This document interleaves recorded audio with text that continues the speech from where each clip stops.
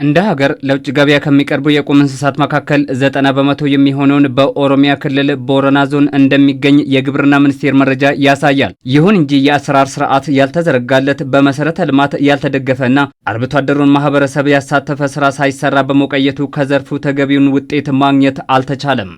ኦርሲሰ ቡላንኩን አርብቶ አደሩ ማህበረሰብ ከብቶችን ለዓመታት ደክሞባቸው ነው የሚያሳድገው። ዝናብና ፀሐይ ሳይል አብሮ ይደክማል። ግን ወደ ገበያ ሲወጣ ይህንን የልፋቱን ውጤት አያገኝም። ምክንያቱም ደላላና ባለሀብቱ ደጁ ድረስ መጥተው ነው ለራሳቸው ባሉት ዋጋ ገዝተው የሚሄዱት። ቡአዳን ሰራ አርጋት ይያቻ ከአርቢው ከባለ ንብረቱ ይልቅ ደላላ ነው ተጠቃሚ የሚሆነው።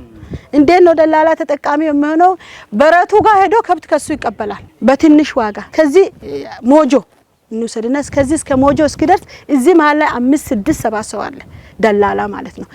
ከአርብቶ አደሩ 2000 ብር የተገዛ ከብት እዛ ሄዶ 10000 ብር ነው የሚሸጠው። 8000 ብሩ የማን ነው ማለት ነው? የደላላ ነው። ከዚህ ሞጆ እንጭን ነበረ። ከሞጆ ጭነን ወዲያውኑ ብር አይከፈልም፣ ዱቤን የሚሰጠው ያ ዱቤ ወስዶ ደግሞ ብር ማጭበርበር ነገር አለ። ከብቶቻችሁ ኪሎ ቀንሷል አሳድሩ፣ የመኖ ችግር አለ፣ ገና መኖ ገዝተ ብዙ ቻሌንጆች አሉ። አሁን ላይ ግን ጥራቱን የጠበቀ አስፈላጊ የመሰረተ ልማት በመገንባቱ ዘርፉ በጥናትና ምርምር በመደገፍ ይስተዋል የነበረውን ህገወጥ የንግድ ሰንሰለትን በማስወገድ በቀጥታ አርብቶ አደሩን ተጠቃሚ የሚያደርግ አለፍ ሲልም የሀገርን ኢኮኖሚ ሊደግፍ በሚያስችል መልኩ ስራዎች መሰራታቸው የአካባቢው አርብቶ አደር ተስፋ እንዲሰንቅ አድርጎታል። የተሰራውን ፕሮጀክት የሚቀበለው ዩኒየን ነው።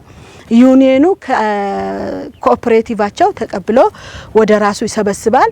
ከሰበሰበ በኋላ ደግሞ ከላይ ይሄንን ከብት የሚፈልጉ ቄራ ከብት አቅራቢዎች፣ ስጋ አቅራቢዎች ካሉ፣ ነጋዴዎች ካሉ እስከ ውጭ ድረስ መጥተው እዚህ አንድ ቦታ ተሰበሰበው ከብት በጥሩ ዋጋ ማንም ደላላ መሃላቸው ሳይገባ አርብቶ አደሩና ገዢው ተገናኝተው የሚወስድበት ይሆናል ማለት ነው። ሁማቲ ባየን ሱኑ ዋን ከዩ አርጋት እውነት ለመናገር ከብቶቻችን የሚያርፉበት ሕክምናና ሁሉንም አገልግሎት የሚያገኙበት ማዕከል በመገንባቱ ብዙ ጥቅም እናገኛለን ብለን እናምናለን። አሁን ይሄ ተገንብቷል። ስለዚህ እኛ አርብቶ አደር ማህበረሰብ ይህ ዘላቂ እንዲሆን የበኩላችን መወጣት አለብን። መንግስት ደግሞ አቅም አለው። ስለዚህ የገበያ ትስስሩን መፍጠር አለበት። ይህ ጉዳይ የሚመለከተው ሁሉ ኃላፊነቱን መወጣት ይገባዋል። ጅጅራ ማዳቀብየቹ ዘርፉ ትኩረት ማጣቱ ያስከተለው ችግር በዚህ ብቻ አላበቃም። ከ70 ሚሊዮን በላይ የቀንድ ከብት ባለቤት የሆነችው ኢትዮጵያ ከ12 ያልበለጡ ለውጭ ገበያ የስጋ ምርት የሚያቀርቡ ዘመናዊ ቄራን ይዛ ጥራቱን የጠበቀ የምርት አቅርቦት የላትም ይላል የግብርና ሚኒስቴር። ይህ ደግሞ አምራች ቄራዎች ጥራት ያለው ምርት ካለማግኘታቸው ባሻገር ከአቅም በታች ለማምረት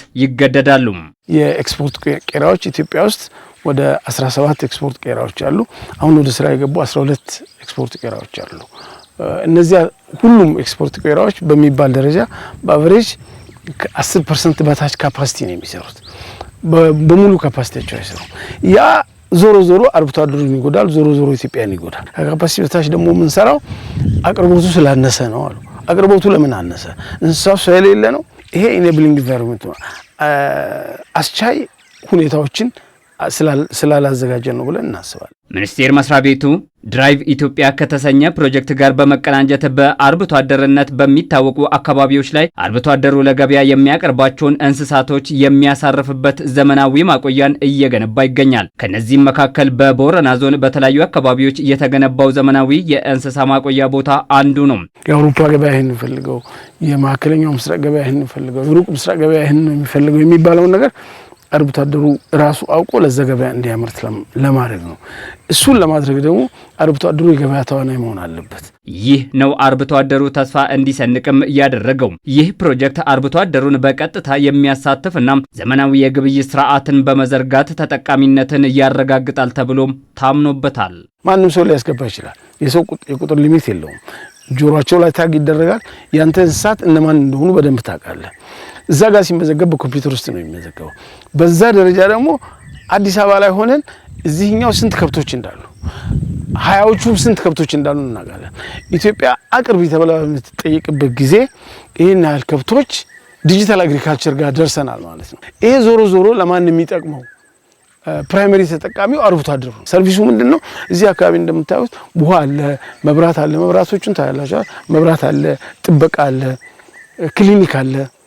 ፕሮጀክቱ አርብቶ አደሩ ማህበረሰብ ጥራቱን የጠበቀና በገበያ ተፈላጊ የሆነ ምርት እንዲያመርት በቀጥታ የገበያ ተዋናይ እንዲሆን ከማስቻሉም በተጨማሪ በሀገር ኢኮኖሚ ላይ የሚያመጣው ለውጥ ከፍተኛ ነው ተብሎለታል።